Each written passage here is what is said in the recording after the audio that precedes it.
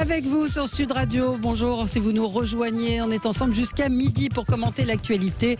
Je vous l'annonçais, ils sont là. Régis de Castelnau, bonjour, vous êtes avocat, membre de la rédaction de Front Populaire, le mouvement de Michel Onfray, dont le dernier numéro vient de paraître. Enfin, il y a un journal, Front Populaire, qui vient tout juste de paraître. Frédéric Dabi, directeur... Un MOOC, absolument. Frédéric Dabi, directeur général adjoint de l'IFOP. Jean-Louis Thierriot, député La République En Marche. Pardon ? Député LR. LR, j'ai dit LR, oh là là. Mais c'est pareil. LR, c'est pareil. Dans les urnes, c'est pas pareil. LR de Seine-et-Marne. Mais j'ai vu LR et mon inconscient a continué EM. Voilà, LREM. Non, c'est LR de Seine-et-Marne et Sophie de Menton, chef d'entreprise et présidente du mouvement éthique. On va justement parler de La République En Marche avec des très très mauvais scores aux législatives partielles. Alors les scores ne sont pas, c'est un premier tour, mais tous les candidats en tout cas ont été battus. On va parler du vaccin contre la grippe. Irez-vous vous faire vacciner? Est-ce qu'il faut le rendre obligatoire? Est-ce qu'il faut qu'il soit gratuit? Et puis, cette information hier dans le journal du dimanche, la Convention pour le climat précisait qu'il faudrait interdire les publicités pour les produits néfastes pour l'environnement et la santé. Jusqu'où va-t-on aller? Qu'en pensez-vous? 0826 300 300. Alors, commençons avec Frédéric. C'est dans la poursuite de l'émission Média. Frédéric Dabi, votre coup de cœur? Je l'ignorais, mais c'est un coup de cœur pour l'adaptation télévisée du livre d'Yvan Jablonka qui a eu le prix Femina, qui s'appelle Laetitia ou La fin des hommes.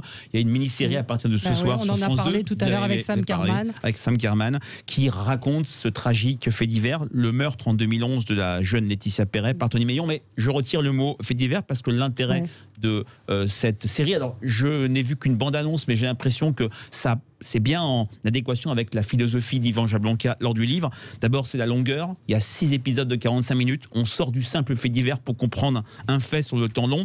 Et puis, on sort de l'urgence du fait divers pour réinscrire ce drame dans un contexte historique, un contexte social. Le drame de ces enfants placés. C'est une des marottes, si je puis dire, d'Yvan Jablonka, qui avait parlé également de l'histoire de ses grands-parents dans le cadre d'un très beau livre, Histoire des grands-parents, que je n'ai pas eu. Et voilà, comme il le dit, c'est faire revivre Laetitia Perret le plus possible. C'est montrer que le meurtrier a commis un acte monstrueux, mais ce n'est pas un monstre. C'est une manière, c'est une chronique sociale, et c'est une manière de sortir du fait divers qui souvent nous glace, qui souvent nous donne pas envie de réfléchir. Et donc, comme il le dit, c'est faire revivre Laetitia. Oui, non, mais moi je l'ai vu et c'est remarquable de réalisation.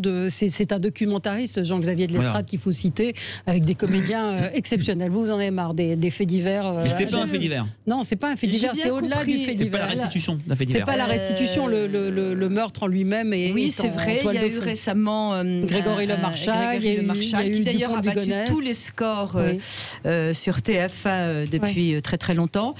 Alors, d'abord, les faits divers, j'évite de les lire dans les journaux. Vous allez me dire que ça passionne les Français. Oui, je sais, ça passionne les Français. Moi, ça me désespère. Et je trouve que la situation est tellement anxiogène que, pardonnez-moi, mais je veux voir des choses belles. Il y avait... je peux plus, là. Bon. Je peux plus. Bon.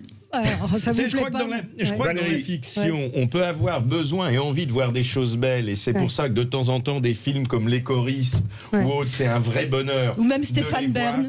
Ou Stéphane Bern, mais Stéphane Bern, c'est quand même plus c'est sérieux, voilà. Mais en même temps, je pense que le fait divers, on dit long aussi sur une société. C'est pour ça que je veux pas le voir. On est obligé de au moins de s'y intéresser. Mais ça fait réfléchir, absolument. Oui, vous vouliez réagir, Régis? Oui, je remercie Frédéric, parce que j'ai pas fait attention à cette programmation. Je suis pas très série, sauf que l'année dernière, on m'avait incité à voir Tchernobyl. C'était fabuleux. Oui. Là, cette fois-ci, il s'agit d'un sujet, je viens de comprendre, qui est très important, qui est celui de la protection de l'enfance. Il se trouve que j'ai travaillé avec les ASE, aide sociale à l'enfance, responsabilité des départements, et c'est véritablement quelque chose d'extraordinaire, très important et souvent très bouleversant, et trop bouleversant d'ailleurs. Donc je vais me précipiter pour le regarder. Merci Frédéric. Oui, non, c'est absolument remarquable, vraiment remarquable. Si Frédéric le dit, je peux te regarder. Absolument. Si vous n'avez pas lu le livre d'Yvan Jablonka, ça vaut le coup de le regarder. Alors, Jean-Louis, votre coup de cœur ou coup de gueule? Et mon coup de gueule, c'est l'affaire Bridgestone et l'usine Bridgestone qui est menacée de fermeture avec 863 emplois à la clé. Double coup de gueule. Coup de gueule contre une société japonaise qui prend des engagements en termes d'emploi, qui bénéficie d'un peu d'aide publique et qui ne tient pas ses engagements. Coup de gueule toujours à l'égard de la même entreprise qui ne prend pas les choses en amont. Il semblerait qu'aujourd'hui il y a une négociation en cours et qui met les salariés dans cette situation. Mais coup de gueule aussi à l'égard des incohérences de la politique fiscale de notre pays. Parce que si Bridgestone aujourd'hui est en difficulté, c'est parce que nous avons des impôts de production. Merci. Alors ça ne parle pas forcément à tout le monde. Mais un impôt de production, c'est quoi? C'est que dans ce pays, avant de produire, il faut payer. Et ce que vous payez au titre de ces impôts n'est pas appuyé sur le chiffre d'affaires ou sur la marge, mais simplement sur le droit de commencer à travailler. Nous sommes à la 22e position en Europe et la compétitivité de pays comme l'Allemagne ou d'autres d'ailleurs résulte pour une part de cela. Je pense que le moment est venu de mettre un terme à ces impôts de production et de les compenser par des impôts qui ne soient pas de nature à empêcher les entreprises de se développer. Et je finirai sur ce sujet, j'entends lorsque je dis ça, on me dit « Ah, mais alors dans ce cas-là, comment on financera les collectivités puisque les impôts de production financent les collectivités ?» Mais reprenons des impôts locaux intelligents où on a un lien entre les services rendus par les municipalités et l'impôt payé par les citoyens, parce que je peux vous dire que quand vous dites aux gens, moi je veux bien vous construire une piscine de plus, mais ça va vous coûter 15% d'impôts en plus, eh bien vous avez du bon sens qui rentre dans les esprits populaires. Et alors, il faut préciser que le gouvernement va baisser de 20 millions les impôts de production. Depuis le temps qu'il le dit, il faut déjà que ça passe dans les mœurs. 20 millions ou 1 milliard 20 milliards sur 120 milliards. Alors, donc à relativiser quand même. Juste un mot aussi pour signaler que les syndicats ont refusé un pacte de productivité longtemps avant, excusez-moi. Deuxièmement, que quand il y a des aides, c'est souvent, on oublie ça, quand il y a des aides, on dit qu'il faut préserver l'emploi. Souvent, ces aides ont servi à ce que, avant, on ne licencie pas les gens. Ces aides ont servi à ce qu'il n'y ait pas plus de chômage. Il y en a aussi qui n'ont pas servi à grand-chose. Nous sommes tout à fait d'accord. Et s'il y a des aides... Il n'y a pas eu beaucoup de contreparties et des très grosses entreprises en ont bénéficié. Pardonnez-moi, mais les aides et les contreparties, ça ne veut rien dire. Nous avons un coût du travail trop élevé. Donc quand on donne des aides, c'est parce que les gens s'en sortent pas. Donc il ne faut pas d'aide, je suis bien d'accord. Baisser le coût du travail. Et enfin, pour cette histoire, ce sont des Japonais, pardonnez-moi, mais il y a une mondialisation, ils font ce qu'ils veulent. On était le site le moins rentable. Et c'est vrai que toute cette histoire est quand même effroyablement banale. Et qu'il faut baisser les impôts de production et essayer d'être meilleur. Alors, Régis, coup de cœur, coup de gueule? Alors, c'est coup de gueule, ça rejoint un petit peu le thème relatif aux conséquences des élections partielles d'hier et des questions qu'on se pose.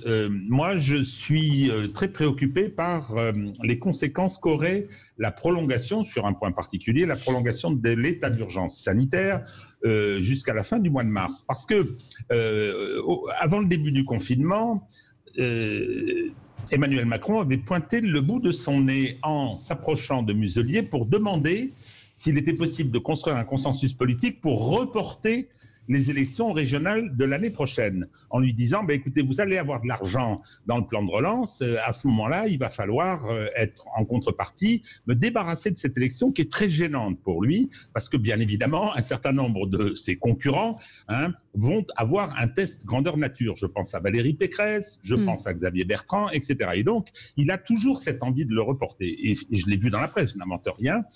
Effectivement, juridiquement, la prolongation de l'état d'urgence sanitaire permettrait par simple ordonnance, et non pas loi organique, permettrait par simple ordonnance de reporter les élections régionales après l'élection présidentielle. Nouvelle manipulation que je pense, et c'est là où j'empiète un peu sur le thème de tout à l'heure, on donne l'habitude aux gens de considérer que les élections, c'est pas important, et on se retrouve avec des taux d'abstention absolument vertigineux. On perd l'habitude d'aller voter. Et ça, c'est très grave. 85%.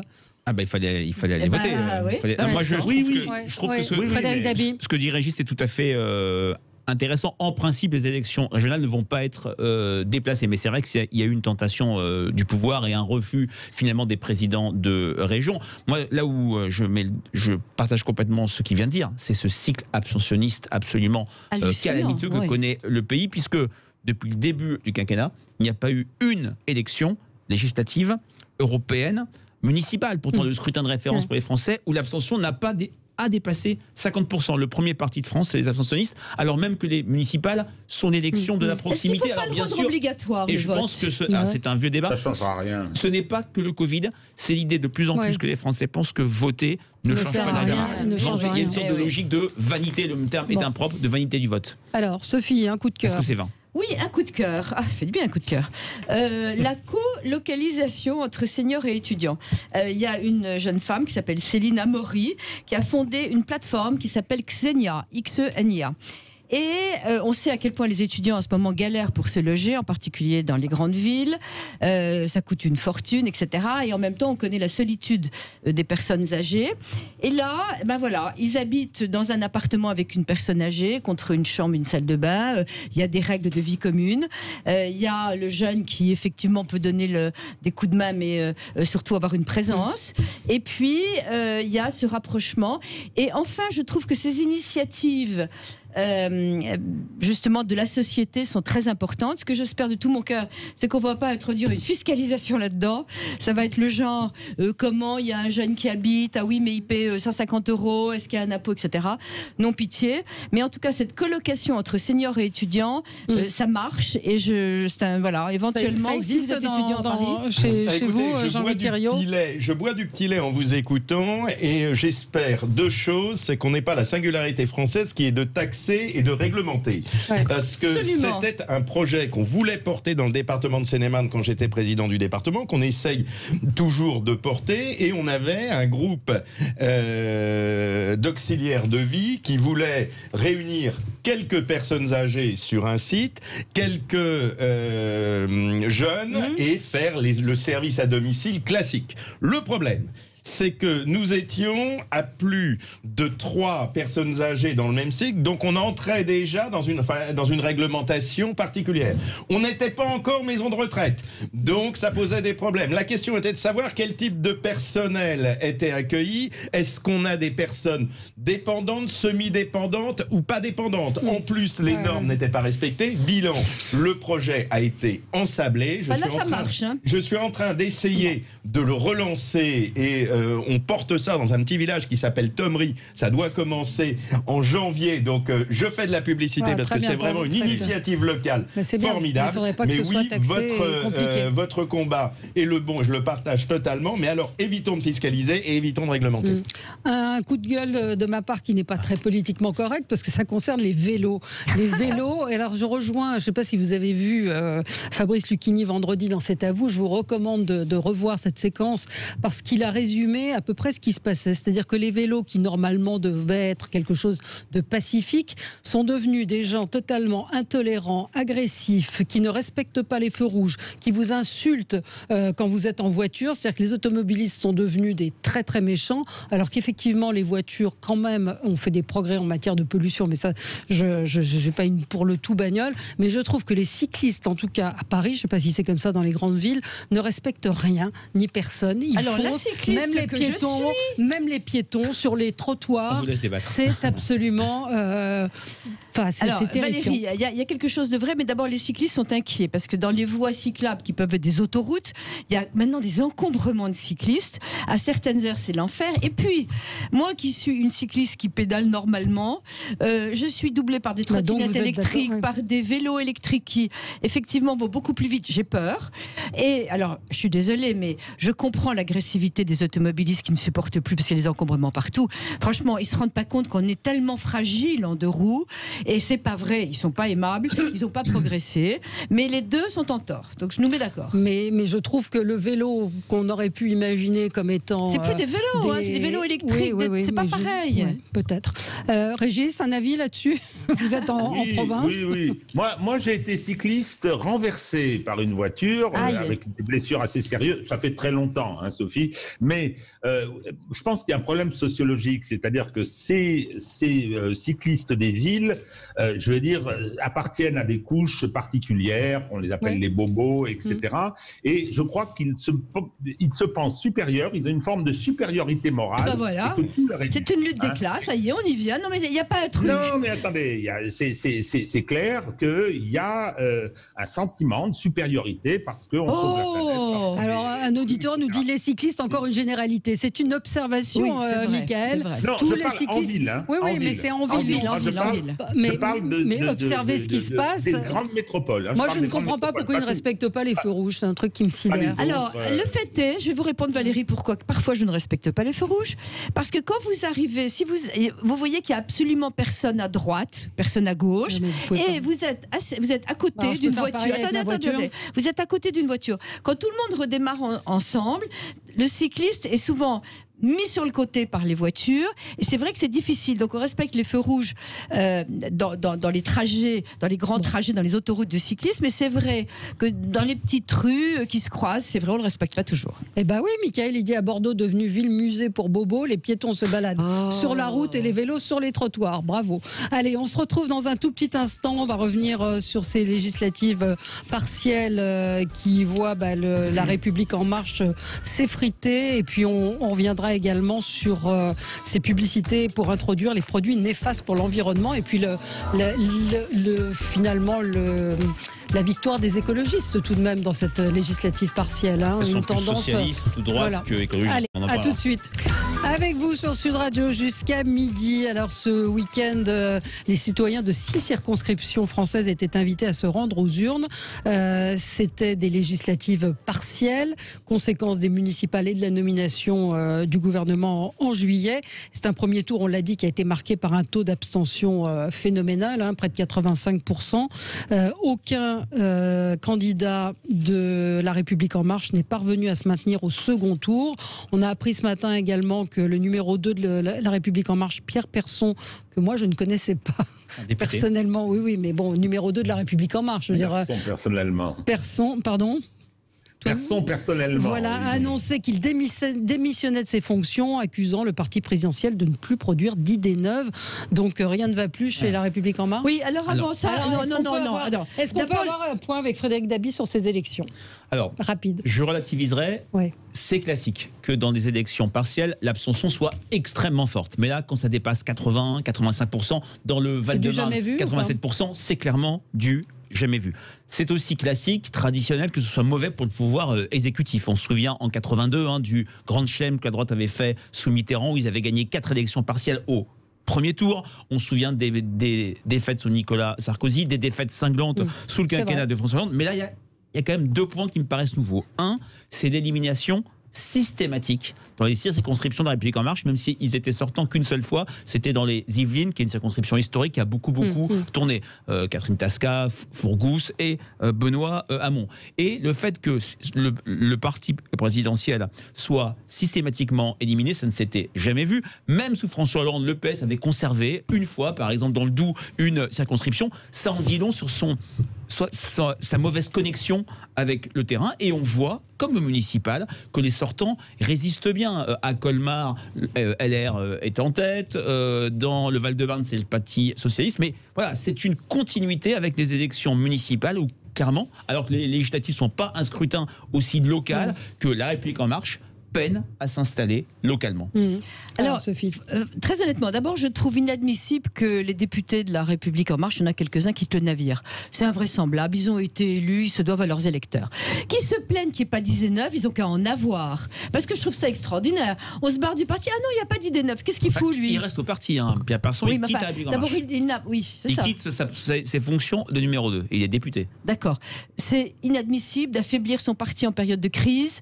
C'est un manque de dignité politique, et je n'aime pas le parti de La République En Marche, bien que j'ai voté Emmanuel Macron, parce que c'est un parti justement que je ne comprends pas, qui n'a pas de sens, qui a des gens qui n'ont pas l'air extrêmement compétents, donc voilà. Et en même temps, ce parti, c'est le parti du en même temps, parce qu'on a élu un président qui n'était ni de gauche ni de droite, et ce parti est en train d'en souffrir, parce qu'il est composé de gens de gauche et de droite, qui ont du mal à discuter ensemble, et en fait on n'est pas arrivé à faire la synthèse. L'Assemblée nationale est un lieu politique, et donc on a dans ce parti des divisions qui sont inhérentes à ce désir-là, et c'est très très difficile, parce qu'actuellement aussi il y a des républicains qui veulent s'allier à La République En Marche. On a vu ça à Nice avec Estrosi, qui est en train de dire, écoutez, il y a un moment où stop, il faut une union nationale, aussi bien contre la pandémie que pour la réussite économique du pays. Moi, je trouve ça formidable. Alors, on les encourage et puis au dernier moment, paf, on est reparti dans le clivage de droite. Alors, Régis de Castelnau. Alors, moi, je me demande, et je me tourne vers à nouveau Frédéric, décidément, comment les spécialistes, les sondeurs, les spécialistes des études d'opinion font pour tirer des conclusions à partir d'élections qui, effectivement, ont rassemblé moins de 20% des électeurs. C'est-à-dire qu'il y a une vraie sécession qui a lieu. C'est vrai que les partiels, en général, ne mobilisent pas beaucoup, mais quand même. Non, là, il y a une vraie sécession. Ah, d'accord. On parle beaucoup de séparatisme en ce moment. Je pense qu'il y a des sécessions des élites, des sécessions de la France périphérique, etc. Et ça débouche sur une situation politique que je considère personnellement comme catastrophique parce qu'on prend l'habitude de ne plus aller voter parce qu'on se dit que ça sert à rien. Qu'est-ce que vous voulez dire par sécession, là ? Sécession, c'est-à-dire que les gens se désintéressent, mais complètement. Ce que disait Frédéric, on est d'accord, Régis. C'est un drame. Pas de la sécession, mais voilà. Alors, ce que je voudrais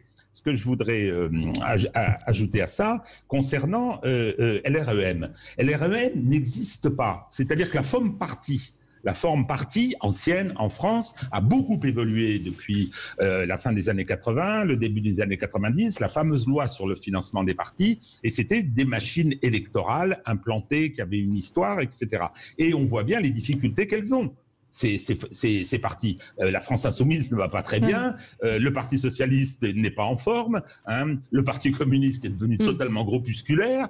Et LREM a essayé de s'implanter après ce qui s'est produit en 2017, c'est-à-dire l'élection confirmation législative, confirmation de la présidentielle, et on se retrouve avec un parti qui doit avoir pas mal d'argent, puisque c'est en fonction des résultats électoraux aux législatives que c'est calculé, et aujourd'hui, il n'arrive pas à constituer quelque chose avec un corps de doctrine, une idéologie et une implantation locale. Je crois que c'est vraiment un drame. La forme parti classique, aujourd'hui en France, elle est très très malade, et je vois difficilement comment un parti, fût-il celui du président, pourrait exister dans un contexte comme celui-là. Oui. Alors Jean-Louis Thiriot, vous êtes oui, je partage une grande partie de ces analyses. Quelques conclusions et une analyse sur l'abstention.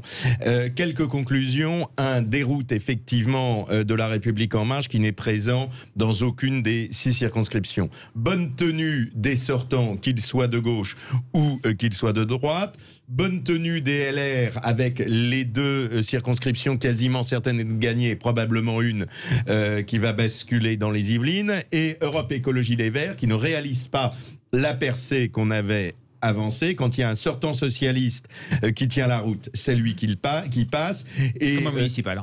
Pas comme au municipal. Et sinon, Europe Écologie Les Verts est un peu le collecteur de toute cette tradition néo-marxiste, indigéniste, tout ce qu'on veut, qui se coagule. La France Insoumise qui n'est plus crédible après les effets de Jean-Luc Mélenchon. Tous ces effets-là fait qu'on a des victoires en trompe-l'œil ou des avancées en trompe-l'œil d'Europe Écologie Les Verts. Après, je partage tout ce qui a été dit sur ce plateau et notamment ce que dit Régis de Castelnau sur ce risque d'une sécession politique. Et le risque d'une sécession politique, c'est l'impression de l'impuissance de l'action politique. Et je crois qu'il y a 2 éléments. C'est on n'a pas de résultat. Deuxièmement, beaucoup plus grave, le en même temps a ses limites. Dans la vie, il y a un moment où il faut trancher. On n'a pas tranché, je prends l'exemple des masques aujourd'hui, qui est sur nos, pas des masques, pardon, des tests, qui est sur nos territoires un problème fou.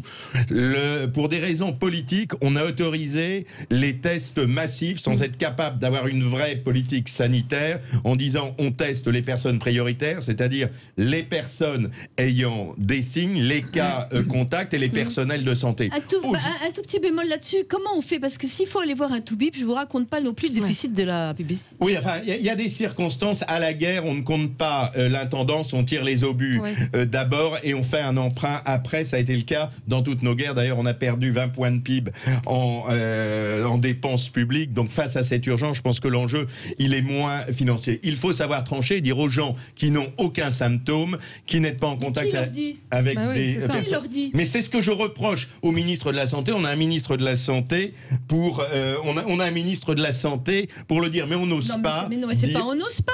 Qui doit le dire?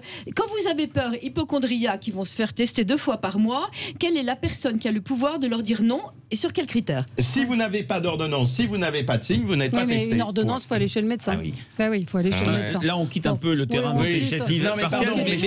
Mais par contre, je retiens ce que vous dites sur l'impuissance du politique, mais même des élections municipales. Le maire, c'est celui qui réconcilie les Français avec l'imaginaire du politique, qui change la vie, qui transforme les choses. Pourtant, aux élections municipales, il y a bien sûr le Covid, mais pas que. Il y a ce poison de la vanité du vote, du fait que voter ne sert plus à grand-chose, qui s'instille parce que aussi, il y a un moment, le seul moment où les Français y croient, et même ils y croient de moins en moins, c'est l'élection présidentielle, où il y a une sorte de poison aussi qui s'instille sur le mode le pays s'arrête, on promet énormément de choses, et après c'est désillusion sur désillusion. Mais comment vous expliquez que, parce qu'il y a encore eu un sondage IFOP, vous n'arrêtez pas ce week-end, où on dit que le président de la République est stable dans l'opinion publique, donc il n'y a pas un paradoxe Non, parce que ce sont deux choses différentes. La question c'est satisfait, mécontent à l'égard d'Emmanuel Macron, il est impopulaire, mais avec un socle de 36-38% de personnes satisfaites, du fait de ce que j'appelle la Sainte Alliance LR-LREM, des sympathisants de droite, faute d'offres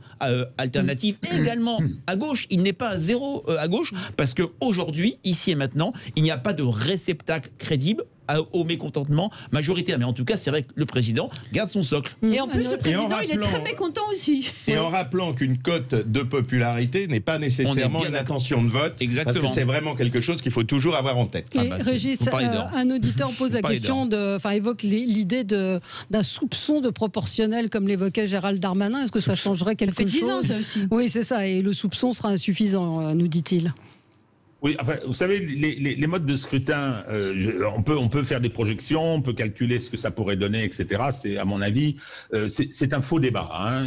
L'uninominal à 2 tours est destiné à donner à une forte majorité relative une majorité totale pour pouvoir gouverner. Il suffit de voir les primes au premier données aux élections municipales. Je ne pense pas que ce soit ça l'enjeu. C'est pas le changement du mode de scrutin qui va amener les gens à retourner voter. C'est la déconnexion. 3e fois que je me retourne vers Frédéric Dabi, il a publié, je crois, très récemment, puisque c'est vrai qu'il publie beaucoup, une étude qui montre bien que les Français, les 2 premières préoccupations des Français, c'est quoi? C'est premièrement la pandémie, deuxièmement, les conséquences économiques de la pandémie. Et la sécurité. Et la délinquance.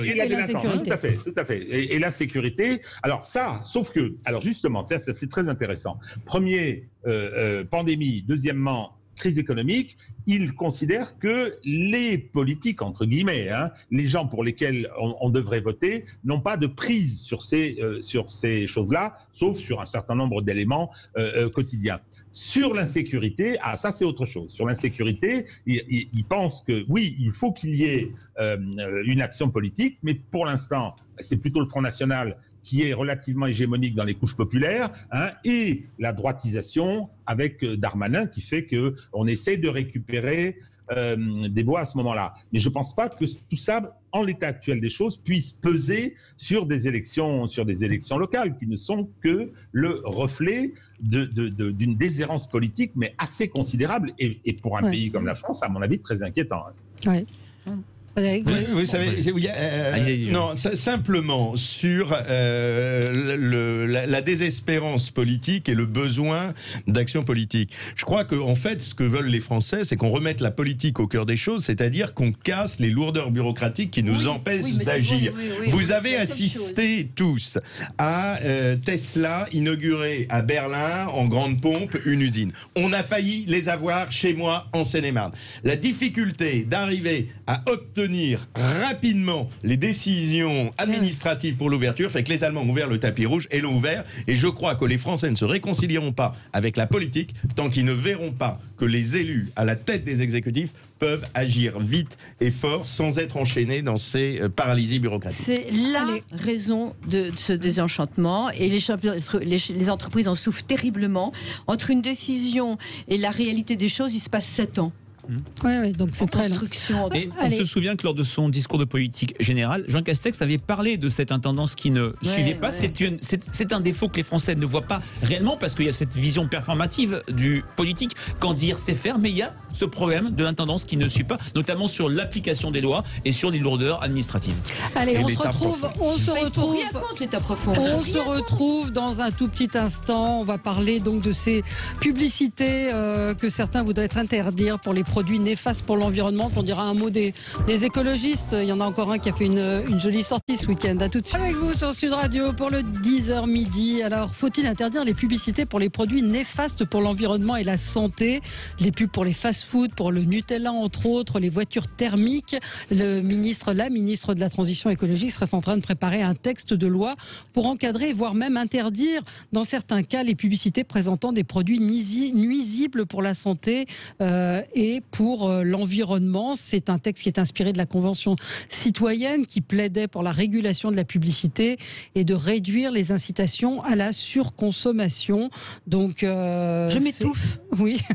Je m'étouffe. Oui. Alors, il faut dire aussi qu'il y a les offices de tourisme seraient interdits de publicité comme la Guadeloupe et la Martinique parce que ce sont des déplacements en avion et que ça pollue. Cher en CO2. Voilà. Ça vous fait rire? Vous n'aviez pas entendu tout ça? Oh là là. Non, mais écoutez, je vais me mettre à pleurer en direct. Oui, je sais, on va pleurer ensemble. Ouais. C'était même Nutella dans le consommateur, depuis toujours d'ailleurs. Écoutez, dans le collimateur, pas dans le consommateur. Ah bah c'est ingurgité par le consommateur dans un sens. Il y a d'abord une chose, c'est qu'il devrait être interdit d'interdire en ce moment-là. Il va falloir arrêter. Et c'est incroyable le cloisonnement et l'incapacité d'avoir une vue globale, une vision. On est encore une fois en pleine récession économique à un point terrible. Il y en a probablement pour un an. Il faudrait quoi? Il faudrait empêcher certaines entreprises de vendre, celles qui vendent encore. Et en plus, c'est tellement... Non, mais c'est l'irresponsabilité, c'est un peu ça. C'est irresponsable. C'est un petit peu ça, c'est ce que pointe une journaliste Emmanuelle Ducrot. Elle dit ça ne s'arrêtera donc jamais. Ils iront jusque dans nos caddies pour nous dire que le Nutella, c'est mal. Je n'en peux plus de cette condescendance dirigiste qui nous prend pour des enfants ou des incapables. Et là, je ne comprends pas le Premier ministre et le Président de la République. Parce que moi, je suis Président de la République ou Premier ministre, je convoque la midi, je donne bien, mais dehors. Non, mais moi, je pense qu'il y a en fait deux choses. Premièrement, c'est cette manière, effectivement, pour citer un ancien président, d'embêter, pour pas dire autre chose, les Français. Et puis, j'allais le citer.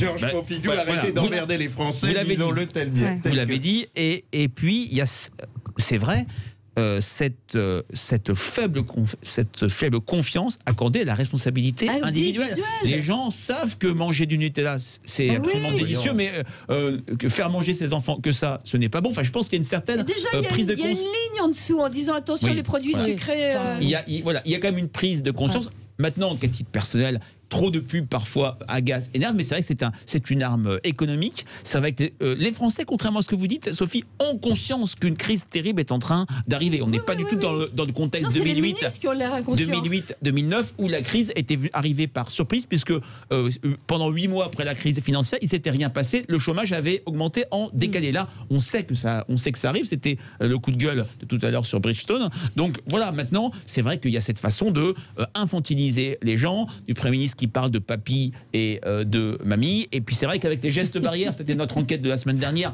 on voit que les Français les écoutent. Ils sont prêts à voir les politiques s'immiscer dans leur vie intime, mais il y a une sorte de juste milieu et de bon dosage. On est le pays au monde où on se mêle, à part les dictatures. Mais il y a effectivement une infantilisation et de la part des écologistes aussi qui disent le bon goût de ce qu'il faudrait faire ou pas, Régis de Castelnau. Alors, non, mais je vais contester le fait que les écolos soient marxistes.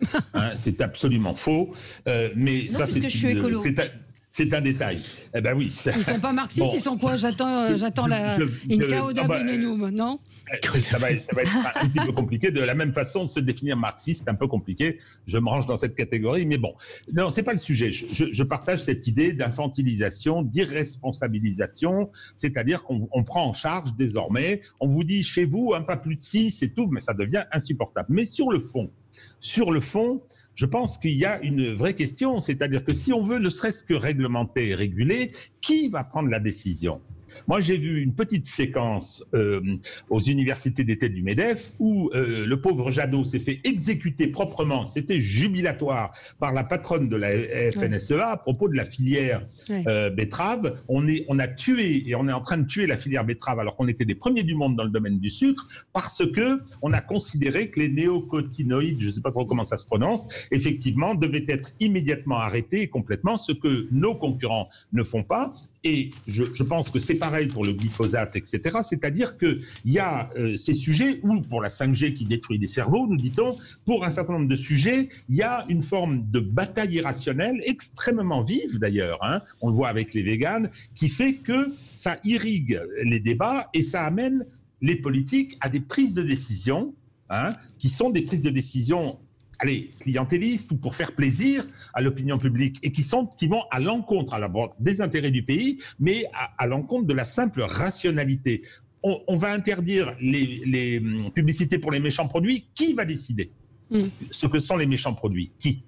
Et là, je veux dire, comme par hasard, alors on va vous dire haute autorité administrative indépendante, conseil scientifique. Regardez le Covid, c'est magnifique l'exemple, magnifique. Vous avez tous les jours sur toutes les télévisions et sur tous les réseaux des gens qui sont bardés de diplômes, qui sont très respectables et en général d'une parfaite bonne foi, qui disent tout et le contraire de tout. C'est impressionnant. C'est impressionnant. Les rapports d'Elfrécy, Raoult, par exemple, j'ai le plus grand respect pour les deux gars, hein, mais je suis désolé, ils disent avec une vigueur et manifestement une bonne foi totale, exactement le contraire en matière médicale et scientifique. Moi, je pense qu'on aurait intérêt sur cette question d'interdiction, d'abord, Sophie a raison, arrêtons d'interdire tout le temps. Et deuxièmement, je veux dire, soyons modestes, soyons plus mesurés dans la façon d'appréhender ces problèmes. Oui, alors, faisons un minimum confiance au libre arbitre des Français, arrêtons de les emmerder. Ce qu'on était en train de dire tout à l'heure, on est entre Big Brother et Big Mother, c'est insupportable. Mais je veux dire vraiment, on est dans l'économie, dans l'écologie gadget. Ce sont des mesures qui ne servent à rien. En revanche, pendant ce temps-là, il y a une décision qui passe devant la CRE, la Commission de régulation de l'énergie, cette semaine, qui interdit aux paysans de France d'augmenter leur production de gaz vert et de méthane pour des raisons strictement budgétaires décidées par Bercy. On avait la possibilité d'avoir des énergies renouvelables, vertes et stockables qui vont disparaître, mais là, effectivement, c'est une grande politique nationale. À la place, on fait de l'écologie gadget avec ce type d'interdiction. Soyons cohérents. Et on ferme les centrales nucléaires pour ouvrir les centrales à charbon. Absolument. On a en ligne un auditeur, Geoffrey, est en ligne avec nous. Bonjour. Bonjour. Bonjour à toutes. Vous nous appelez de Valenciennes, c'est ça? Exactement, je vous appelle de temps en temps, je suis votre radio, j'aime beaucoup. Je voulais aussi passer un petit coucou à Madame de Menton, j'avais eu l'occasion de croiser une fois un déjeuner débat avant les européennes au Cercle. Ah oui, absolument. Oui, un petit moment. Ouais. Et effectivement, c'est vrai, hein, elle est venue en vélo, elle est repartie en vélo, hein, donc on peut dire que c'est une vraie écologie. Vous êtes surveillé. Vous vouliez nous dire quoi alors sur ce... En fait, je voulais revenir par rapport à la loi E20, l'objectif qui a été adopté pour 2023, qui ne vise pas à interdire, mais qui vise bien à réduire. Hein. Alors je ne sais pas comment on va choisir qui va pouvoir ou pas, donc on sait bien que ça va quand même être une histoire de gros sous pour savoir si on a le droit ou pas de faire de la publicité. Moi personnellement, avec mon épouse, on est une famille zéro déchet, donc j'ai pas attendu que l'État se décide de me demander de faire d'écologie pour en faire. Hein. J'ai pas besoin de eux pour ça. Et comme beaucoup de Français d'ailleurs. Voilà, on sait bien que les présidentielles arrivent, hein, donc ça fait bien de surfer sur l'écologie au niveau de l'électorat. C'est toujours très intéressant. Alors que le reste du temps, on s'en fout un peu comme de l'an 40. Il n'y a qu'à voir juste le glyphosate qu'on allait interdire. Et puis en fin de compte, la Commission européenne elle a obtenu une utilisation de 5 ans supplémentaires. Et donc nous, comme on n'est plus souverainiste, qu'on n'a plus le droit de faire ce qu'on veut sur notre territoire, et ben on est reparti pour 5 ans de glyphosate. Ouais. Et ce que je trouve dommage, c'est qu'on n'a plus ce libre arbitre de décider de consommer ou pas, mais c'est malheureusement une fois de plus, c'est les lobbies qui vont nous diriger, qui vont nous dire si on consomme ou si on ne consomme pas. Voilà. Ouais. Ce qui est encore très regrettable, c'est que ce sont des gens qu'on va encore élire et qui vont faire croire aux Français, qui vont les écouter. Qui vont faire croire qu'ils vont les écouter, puis à la fin, ils font ce qu'ils voudront. Ouais. Voilà. Une fois qu'ils sont élus, ils sont là-haut, et on n'écoute plus tous les Français. Par exemple, comme le glyphosate. C'est un très bon exemple. Hein, ils ont, oui, le glyphosate. Et puis en fin de compte, une fois qu'ils ont été élus, le glyphosate, on est comme des cons et on continue à en bouffer. Ouais. Donc ce sont des mesures gadgets, c'est ça selon vous? C'est des mesures gadgets, c'est histoire de faire la danse du ventre à l'électorat. Voilà, c'est la période où on sort sur l'écologie. Les vrais écolos, s'ils avaient décidé de vraiment faire de l'écologie, ils auraient décidé de quitter l'Union européenne, ce qui aurait évité d'amener de la viande du Canada et des fruits et des légumes du ces espèces de décisions. Merci Geoffrey. Alors oui, Régis. Valérie, moi, Régis de Castelnau. Glyphosate, c'est l'exemple parfait. Moi, j'ai essayé de comprendre. On m'a dit Roundup, ça tue les petits-enfants, etc. Hein, j'ai regardé ce que disaient les agences sanitaires du monde entier, toutes les approches, y compris les agences françaises, les scientifiques, etc. Hein, on fait une fixation sur le glyphosate. Jusqu'à présent, alors on peut dire principe de précaution, ça n'est pas le poison que certains nous décrivent.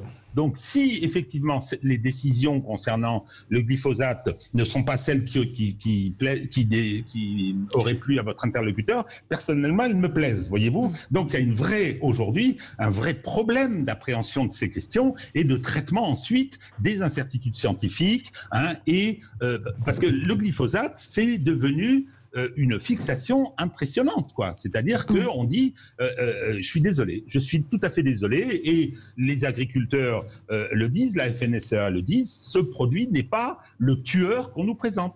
C'est tout.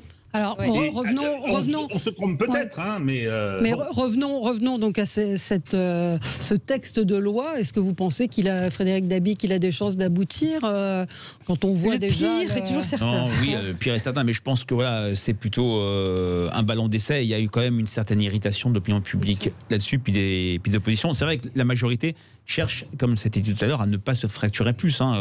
Mais la théorie du ballon d'essai, vous avez dit un mot. Pour les Outre-mer, d'interdire la publicité pour les Outre-mer, alors que l'un de nos défis, c'est de rétablir une continuité entre nos populations. Oui, mais je pense que ce n'est pas une volonté du gouvernement, ça rentre dans une logique de ballon d'essai, de députés qui veulent se faire remarquer. Oui, mais alors justement, vous avez dit le mot, cette théorie du ballon d'essai, je pense que c'est ce qui a coupé la France du politique, parce qu'on annonce un truc, on balance, on ne sait pas ce qui va retomber, on arrête, on revient en arrière. Bon. Ensuite de ça, je suis désolée, est-ce qu'il y a un Premier ministre à la tête des ministres et est-ce qu'il y a un président qui dirige un peu le Premier ministre?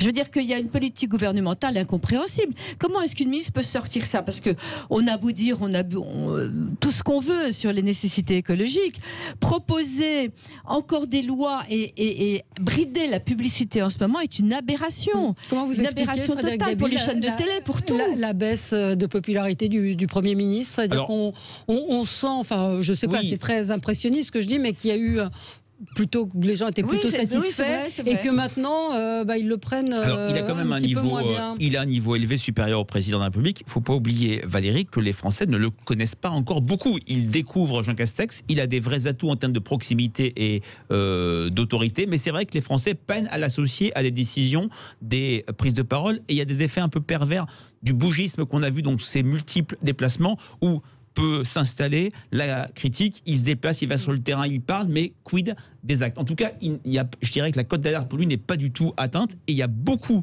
de Français qui expriment une nostalgie, un souvenir d'Édouard Philippe. Il ne faut pas l'oublier. Absolument.